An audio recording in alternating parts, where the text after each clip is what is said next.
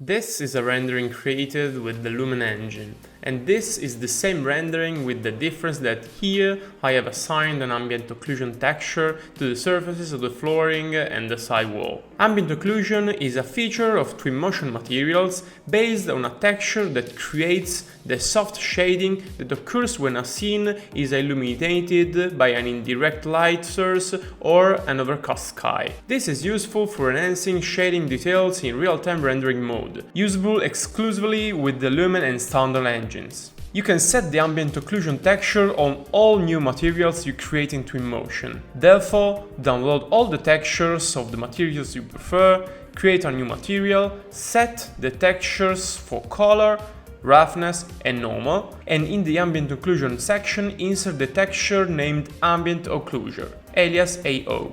Increase the value from 0 to 2 to set the shading intensity, up to a maximum of 5 if set manually. By analyzing the texture, all colors that tend toward black, such as the gaps between stones, will return a shaded effect to the surface color in Twinmotion. In summary, the darker the ambient occlusion texture the tiles are, the more pronounced the shading of the final material will be. As mentioned at the beginning of the video, I also point out that this feature is more noticeable on shaded surfaces, and it works best when the material also has the parallax texture active, which gives surfaces the three-dimensional optical effect. Obviously, ambient occlusion can also be very noticeable on interiors, provided that the texture is applied to surfaces with the superficial asperities, such as gaps, raised wood beams, or other such details. If the ambient occlusion texture doesn't have visible black tones, the shading effect will have little impact.